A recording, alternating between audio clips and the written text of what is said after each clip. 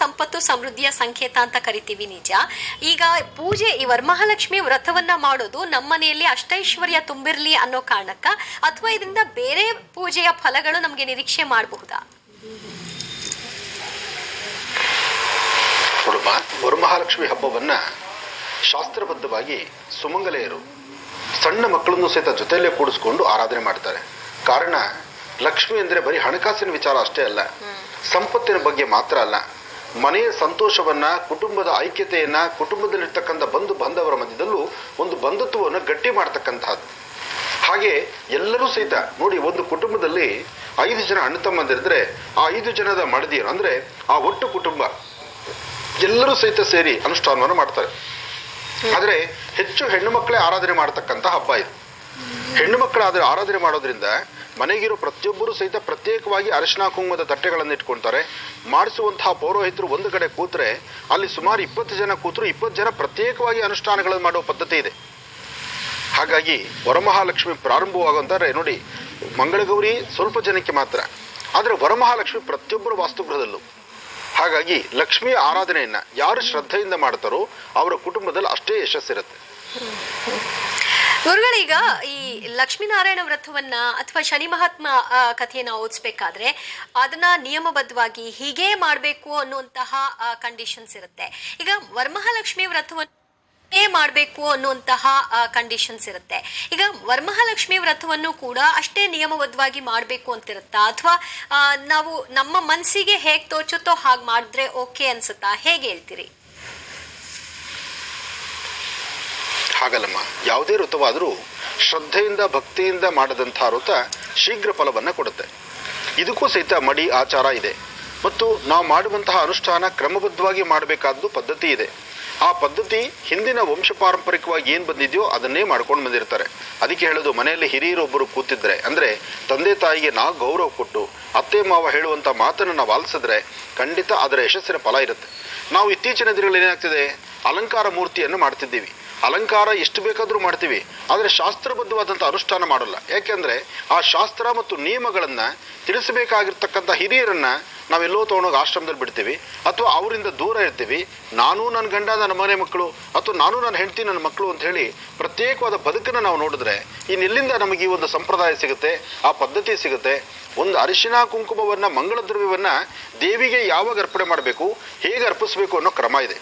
ಹಾಗೆ ಒಬ್ಬ ಮುತ್ತೈದೆ ಮನೆಗೆ ಬಂದರೆ ಆ ತಾಯಿಗೆ ಯಾವ ಪ್ರಕಾರವಾದಂಥ ಮಂಗಳ ದ್ರವ್ಯ ಕೊಟ್ಟು ಅವಳು ಆಶೀರ್ವಾದ ಪಡಿಬೇಕು ಅನ್ನೋ ಕ್ರಮ ಇದೆ. ಆ ಕ್ರಮ ಹೇಳುವುದು ಯಾರು? ಮನೇಲಿರ್ತಕ್ಕಂಥ ತಾಯಿ ಹೇಳಬೇಕು, ಇಲ್ಲ ಅತ್ತೆ ಹೇಳಬೇಕು.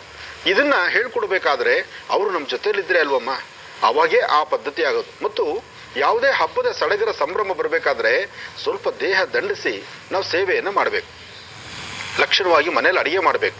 ಮೊದಲು ಹೆಣ್ಣು ಮಕ್ಕಳು ಕಲ್ತ್ಕೋಬೇಕಾಗಿದ್ದು, ಮಾಡಬೇಕಾಗಿರೋದು ಮನೆ ಮುಂದೆ ಸಾರಿಸಿ ಗೂಡಿಸಿ ರಂಗೋಲಿ ಹಾಕೋದು, ಮಾವಿ ಸೊಪ್ಪಿನ ತೋರಣ ಕಟ್ಟೋದು, ದೇವರಿಗೆ ವಿಶೇಷವಾದ ಪುಷ್ಪಮಾಲೆಯಿಂದ ಅಲಂಕಾರ ಮಾಡ್ತಕ್ಕಂಥದ್ದು. ಅಂದರೆ ನಾನಾ ಪುಷ್ಪಗಳ ಅಲಂಕಾರ ಬೇಕು ನಿಜ, ಹಾಗಂತ ಸಾಲ ಮಾಡಿ ತಗೊಂಬನ್ನಿ ಅಂತಲ್ಲ, ನಿಮ್ಮ ಶಕ್ತಿ ಅನುಸಾರ. ಹಾಗೆ ಲಕ್ಷ್ಮಿಗೆ ಇಷ್ಟವಾಗಿರೋದು ಕಮಲ ಪುಷ್ಪ.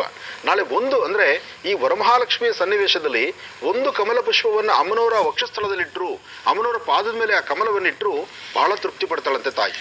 ಅದಕ್ಕೋಸ್ಕರ ಕಮಲವಾಸಿನ್ಯೇ ನಮಃ ಪದ್ಮಾನನೇ ಪದ್ಮೌರೋ ಪದ್ಮಾಕ್ಷಿ ಪದ್ಮ ಸಂಭವೇ, ಆ ಪದ್ಮ ಎಂಬತಕ್ಕಂಥ ಆ ಕಮಲ ಪುಷ್ಪವನ್ನು ದೇವಿಗೆ ಅರ್ಪಣೆ ಮಾಡಿದ್ರೆ ಶೀಘ್ರ ಫಲವನ್ನು ಕೊಡ್ತಾಳೆ ತಾಯಿ.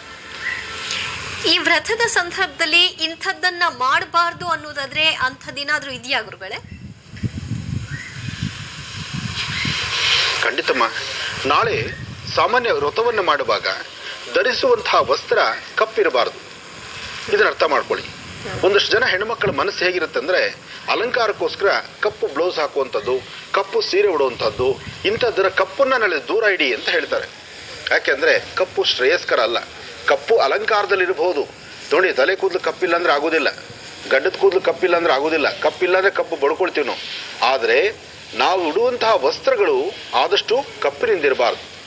ಇನ್ನು ನಾಳೆ ನಾವು ಪೂಜೆ ಮಾಡುವಾಗ ಸಾಧ್ಯವಾದಷ್ಟು ಪೂಜಾ ದ್ರವ್ಯಗಳನ್ನಿಟ್ಟು ಪೂಜಾನುಷ್ಠಾನ ಮಾಡುವಾಗ ಅಲ್ಲಿ ಆ ಒಂದು ಸಾನ್ನಿಧ್ಯಕ್ಕೆ ಸಮೀಪದಲ್ಲಿ ಯಾವುದೇ ಕಾರಣಕ್ಕೂ ಚಾಕು, ಕತ್ರಿ, ಬ್ಲೇಡು ಇಂಥದ್ದನ್ನು ಇಟ್ಕೊಳ್ಬಾರ್ದು. ಕೆಲವರು ಏನಪ್ಪ ಅಂದರೆ ಒಂದು ಕತ್ರಿ ಇರಬೇಕು, ಇಲ್ಲ ಚಾಕು ಇರಬೇಕು, ಹೂ ಕಟ್ ಮಾಡೋಕೆ ಒಂದು ಬ್ಲೇಡ್ ಇರಬೇಕು, ಇಂಥವೆಲ್ಲ ಮಾಡ್ತೀವಿ. ಇದು ಮಾಡಬಾರ್ದು. ಆದಷ್ಟು ಇಂಥವೆಲ್ಲ ಮಂಗಳ ದ್ರವ್ಯಗಳು ದೇವರ ಅನುಷ್ಠಾನ ಮಾಡುವಾಗ ಸಾಧ್ಯವಾದಷ್ಟು ಹಾಗೇ ಮಾಡಬೇಕು. ಇನ್ನು ಪೂಜಾ ಪ್ರಾರಂಭ ಕಾಲದ ಅನುಷ್ಠಾನವನ್ನು ಸಹಿತ ಶ್ರದ್ಧೆಯಿಂದಲೇ ಮಾಡಬೇಕು. ಆ ಶ್ರದ್ಧೆ ಯಾವಾಗ ಬರುತ್ತೆ, ಹೇಗೆ ಬರುತ್ತೆ? ಶ್ರದ್ಧೆ ಎಂಬತಕ್ಕಂಥದ್ದು ಭಕ್ತಿಯಿಂದ ಗಣಪತಿ ಪ್ರಾರ್ಥನೆಯನ್ನು ಮಾಡಿ ಮಂಗಳ ದ್ರವ್ಯಗಳ ಅನುಷ್ಠಾನ, ಮನೆಯ ಮುಂಭಾಗದಲ್ಲಿರ್ತಕ್ಕಂಥ ತುಳಸಿ ಪೂಜೆ, ಹಾಗೆ ತುಳಸಿಯ ಮುಂದೆ ಹಾಕುವಂಥ ರಂಗೋಲಿ, ಏನಿಲ್ಲ ಯಾರೊಬ್ಬರ ಮನೆಯಲ್ಲಿರಲಿ ನೋಡಿ, ಎಂತಹ ಬಡವರಾದರೂ ಹಬ್ಬದ ಒಂದು ವಿಜೃಂಭಣೆಯಾಗಿ ಹಬ್ಬವನ್ನು ಆಚರಣೆ ಮಾಡ್ಬೋದು. ಅದು ಹೇಗೆ ಅಂದರೆ, ತಾಯಿ ವರಮಹಾಲಕ್ಷ್ಮಿಗೆ ಇಷ್ಟವಾಗಿರೋದೇನು? ಮನೆ ಮುಂದೆ ಸಾರಿಸಿ ಗೂಡಿಸಿ ರಂಗೋಲಿ ಹಾಕೋದು, ಮಾವಿನ ಸೊಪ್ಪು ತೋರಣ ಕಟ್ಟೋದು, ಮನೇಲಿರ್ತಕ್ಕಂಥ ಪ್ರತಿಯೊಬ್ಬ ಹೆಣ್ಣುಮಕ್ಕಳು ಸಹಿತ ಹಸನ್ಮುಖಿಯಾಗಿ ನಗನಗ್ತಾ ಇರ್ತಕ್ಕಂಥದ್ದು.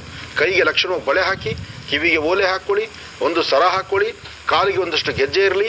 ಇದನ್ನಂದರೆ ದೇವರು ನಿಮಗೆ ಏನು ಕೊಟ್ಟಿದ್ದಾನೋ ಕೊಟ್ಟಿರ್ತಕ್ಕಂಥದ್ದನ್ನು ಸಾಲ ಮಾಡಿ ತಂದುಬಿಡಿ ಅಂತ ಯಾರೂ ಹೇಳೋದಿಲ್ಲ. ಹಾಗೆ ಲಕ್ಷಣವಾಗಿ ಸೀರೆ ಉಟ್ಕೊಂಡು ಪೂಜೆ ಕೂತ್ಕೊಳ್ಳಿ. ಕೆಲವು ಪದ್ಧತಿಗಳಿದೆ. ಇತ್ತೀಚೆಗೆ ಭಾಳ ಈಸಿ ಅಂತ ನಾವು ಬೇರೆ ಬೇರೆ ಥರ ಹೋಗ್ತಾ ಇದ್ದೀವಿ, ಪರ್ಯಾಯ ವ್ಯವಸ್ಥೆಗಳಿದೆ. ಆ ಪರ್ಯಾಯ ವ್ಯವಸ್ಥೆ ಪೂಜೆಗಳಲ್ಲ. ಇನ್ನು ಮಡಿಯಿಂದ ಆಚರಣೆ ಮಾಡಬೇಕು ಅಂತ ಹೇಳ್ತಾರೆ. ಆ ಮಡಿ ಹೇಗೆ? ಒಂದು ದಿವಸ ಮುಂಚಿತವಾಗಲೇ ಆ ಬಟ್ಟೆಗಳನ್ನು, ನೀವು ಉಡುವಂತಹ ವಸ್ತ್ರಗಳನ್ನು ಒದ್ದೆ ಮಾಡಿ ಅದನ್ನು ಹಾರಾಕಿರಬೇಕು. ಆ ಬಟ್ಟೆನುಟ್ಟು ನಾವು ಪೂಜೆಯನ್ನು ಮಾಡಬೇಕು ಅಂತಿದೆ. ಇನ್ನು ರೇಷ್ಮೆ ಸೀರೆ ಉಡೋದಾದರೆ ಆ ರೇಷ್ಮೆ ಬಟ್ಟೆಗೆ ಯಾವತ್ತೂ ರೇಷ್ಮೆ ಪವಿತ್ರ ಅಂತಲೇ, ಅದು ಮಡಿ ಅಂತಲೇ. ಆ ರೇಷ್ಮೆ ಉಟ್ಟಾಗ ತೊಂದರೆ ಇಲ್ಲ. ಆದರೆ ಎಲ್ಲರೂ ರೇಷ್ಮೆ ಉಡಬೇಕಾದ್ರೆ ಕಷ್ಟ ಇದೆಯಲ್ಲ. ಏನೇ ಆದರೂ ಮಾಡುವ ಅನುಷ್ಠಾನವನ್ನು ಶ್ರದ್ಧೆಯಿಂದ ಮಾಡಿ. ಹಾಗೆ ಹಬ್ಬಗಳ ದಿವಸ ಹೆಣ್ಣು ಮಕ್ಕಳು ಯಾವುದೇ ಕಾರಣಕ್ಕೂ ಕಣ್ಣೀರು ಹಾಕಬಾರ್ದು. ನಮಗಿಂಥದ್ದಿಲ್ಲ ಅಂತ ರೋದನೆ ಮಾಡಬಾರ್ದು, ರೋಧಿಸಬಾರ್ದು. ದೇವರು ನಮಗೇನು ಕೊಟ್ಟಿದ್ದಾರೋ ಅದೇ ತೃಪ್ತಿ. ನಮ್ಮ ಮನೆಯಲ್ಲಿರ್ತಕ್ಕಂಥ ಈಗ ನಮ್ಮ ಪತಿದೇವರಿಗೆ, ಗಂಡನಿಗೆ ಕೆಲಸ ಇಲ್ಲ. ಈ ಕಳೆದ 2 ವರ್ಷದಿಂದ ಈ ಕೋವಿಡಿಂದ ಒದ್ದಾಡ್ತಾ ಇದ್ದೀವಿ. ಹಣಕಾಸಿಲ್ಲ, ಹಬ್ಬಕ್ಕೊಂದು ಸೀರೆ ತಂದ್ಕೊಡ್ಲಿಕ್ಕಾಗಿಲ್ಲ, ದೇವರು ಗುಡ್ಸೋಕ್ಕೊಂದು ಒಳ್ಳೆ ಸೀರೆ ಇಲ್ಲ.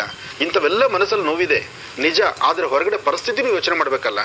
ಬರೋ ಇಷ್ಟ ಸಂಬಳದಲ್ಲಿ ಮಕ್ಕಳಿಗೂ, ಹೆಂಡತಿಗೂ, ಮನೆ ಮಂದಿಗೂ ಎಲ್ಲರಿಗೂ ಊಟ ಹಾಕ್ಕೊಂಡು ಲಕ್ಷ್ಮೀ ಹಬ್ಬದ ದಿವಸ ಒಂದಿಷ್ಟು ಹೂ ತಂದು ದೇವಿಗೆ ಒಂದು ಕಳಶ ಇಟ್ಟು ಆರಾಧನೆ ಮಾಡಿಬಿಟ್ರೆ ಅದೇ ತೃಪ್ತಿ. ಆದರೆ ಇಲ್ಲ ಎಂಬತಕ್ಕಂಥ ಮನಸ್ಸು. ಆಮೇಲೆ ಯಾವ ವಾಸ್ತುಗೃಹಗಳಲ್ಲಿ ಮನೆಗಳಲ್ಲಿ ಇಲ್ಲ ಇಲ್ಲ ಇಲ್ಲ ಅನ್ನೋ ಪದ, ಅಕ್ಕಿ ಇದೆಯಾ ಇಲ್ಲ, ಬೇಳೆ ಇದೆಯಾ ಇಲ್ಲ, ಧಾನ್ಯ ಇದೆಯಾ ಇಲ್ಲ, ಬೆಲ್ಲ ಇದೆಯಾ ಇಲ್ಲ, ಹಾಲು ಇದೆಯಾ ಇಲ್ಲ, ಈ ಇಲ್ಲ ಅನ್ನೋ ಪದ ಇದೆಯಲ್ಲ, ಅದು ದರಿದ್ರಕ್ಕೆ ಕಾರಣ. ದರಿದ್ರ ಅಲ್ಲೇ ಶುರುವಾಗೋದು. ಅದಕ್ಕೋಸ್ಕರ ಇಲ್ಲ ಅನ್ನೋ ಪದ ಹೇಳಬಾರ್ದು. ಭಗವಂತ ಈ ಕ್ಷಣಕ್ಕಿಲ್ಲ, ಈ ಕ್ಷಣಕ್ಕೆ ಅದನ್ನು ಮಲೆ ಮುಗಿದಿದೆ, ಮುಂದೆ ಸಿಗುತ್ತೆ, ಬರುತ್ತೆ, ಇವತ್ತಲ್ಲ ನಾಳೆ ಬರುತ್ತೆ. ಆದರೆ ಆ ಬರುವ ಮುನ್ನ ಹೆಣ್ಣು ಮಕ್ಕಳ ಮುಖದಲ್ಲಿ ಮಾತ್ರ ಮಂದಹಾಸ ಇರಬೇಕು, ನಗು ಮುಖ ಇರಬೇಕು. ಅದನ್ನೇ ಈ ನಿಮ್ಮ ಆನಂದ್ ಗುರೂಜಿ ಪ್ರತಿ ಕಾಲೂ ಹೇಳುವಂಥದ್ದು. ಪ್ರತಿಯೊಬ್ಬರ ಮನೆ ಹೆಣ್ಣುಮಕ್ಕಳು ನಗನಗ್ತಾ ಇರಬೇಕು, ಹಸನ್ಮುಖಿಯಾಗಿರಬೇಕು. ಎಲ್ಲ ಹಬ್ಬಗಳಲ್ಲೂ ಗುರುಗಳೇ ಸಾಮಾನ್ಯವಾಗಿ ವಿಘ್ನ ನಿವಾರಕನಿಗೆ ಮೊದಲ ಪೂಜೆ ಆಗುತ್ತೆ. ಈ ಲಕ್ಷ್ಮೀ ವ್ರತವನ್ನ ಮಾಡೋ ಸಂದರ್ಭದಲ್ಲೂ ಕೂಡ ವಿಘ್ನೇಶ್ವರನ ಒಂದು ಮೂರ್ತಿಯನ್ನ ಇಟ್ಟಿರ್ಬೇಕಾ, ಅಥವಾ ಮೂರ್ತಿಯ ಬದಲಾಗಿ ಆ ಒಂದು ಅರಿಶಿಣದ ಮುದ್ದೆಯನ್ನ ಇಟ್ಟರು ಕೂಡ ಸಾಕಾ? ಅದ್ರ ಬಗ್ಗೆ ಏನ್ ತಿಳಿಸ್ಕೊಡ್ಬೋದು ಗುರುಗಳೇ? ಖಂಡಿತಮ್ಮ, ಅರಿಶಿಣದ ಉಂಡೆಯನ್ನು ಮಾಡಿಡ್ತಾರೆ, ಅಂದರೆ ಗೌರಿ ಥರ ಮಾಡಿಡ್ತಾರೆ. ಇಲ್ಲ ಅಂದರೆ ಇದಕ್ಕಿಂತ ಮುಖ್ಯವಾಗಿ ಒಂದು ಗೋಮಯದಿಂದ ಒಂದು ಪಿಳ್ಳೆರಾಯಿನ ಮಾಡಿ ಅದ್ರ ಮೇಲೆ ಗರಿಕೆಯನ್ನು ಇಡ್ತಾರೆ. ಅಥವಾ ಮನೇಲಿ ಚಿಕ್ಕದಾಗಿ ಪುಟ್ಟದಾಗಿ ಒಂದು ಬೆಳ್ಳಿ ಗಣಪತಿನೋ ಒಂದು ಗಣಪತಿ ಇದ್ದರೆ ಗಣಪತಿಯನ್ನು ಇಡ್ತಾರೆ. ಇದೂ ಇಲ್ಲ ಅಂದರೆ ಒಂದು ಬಟ್ಲಡಿಕೆ ನೋಡಿ, ಒಂದು ಬಟ್ಲಡಿಕೆನಿಟ್ಟು ಗಣಪತಿನ ಆರಾಧನೆ ಮಾಡುವ ಕ್ರಮನೂ ಇದೆ. ಏನೇ ಆದರೂ ಲಕ್ಷ್ಮೀನಾರಾಯಣರ ಆರಾಧನೆ, ಮಹಾಲಕ್ಷ್ಮಿಯ ಪೂಜೆ ನಾಳೆ ಶ್ರದ್ಧೆಯಿಂದ ಮಾಡಿದ್ರೆ ಅಷ್ಟೇ ಫಲ. ಜೊತೆಗೆ ಲಕ್ಷ್ಮೀ ಪೂಜೆಗೆ ಜೊತೆಗೆ ಒಂದು ಗೋ ಮಹಾಲಕ್ಷ್ಮಿಯನ್ನು ಪೂಜೆ ಮಾಡಬೇಕು.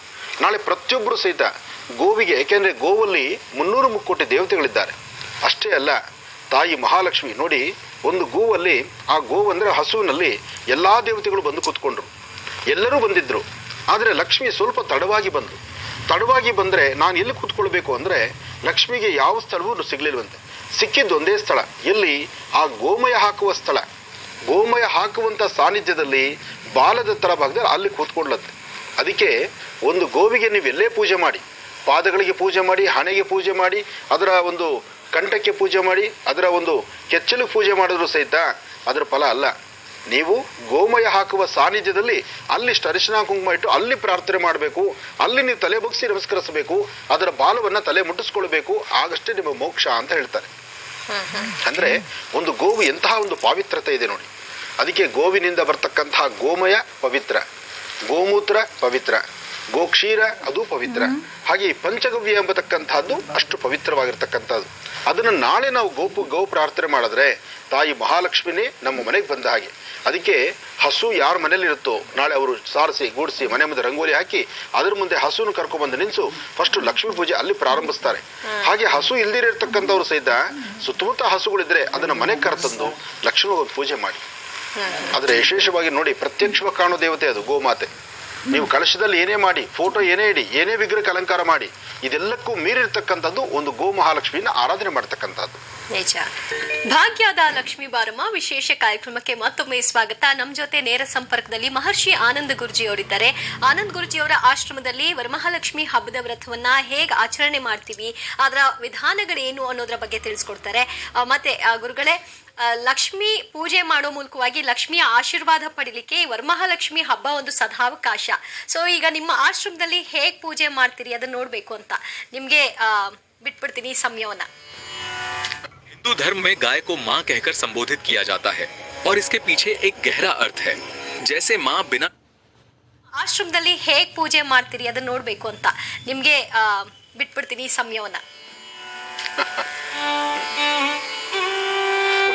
ಆ ಸಮಯ ನನ್ನ ಅತ್ಯಮೂಲ್ಯವಾಗಿರ್ತಕ್ಕಂಥ ಸಮಯವನ್ನ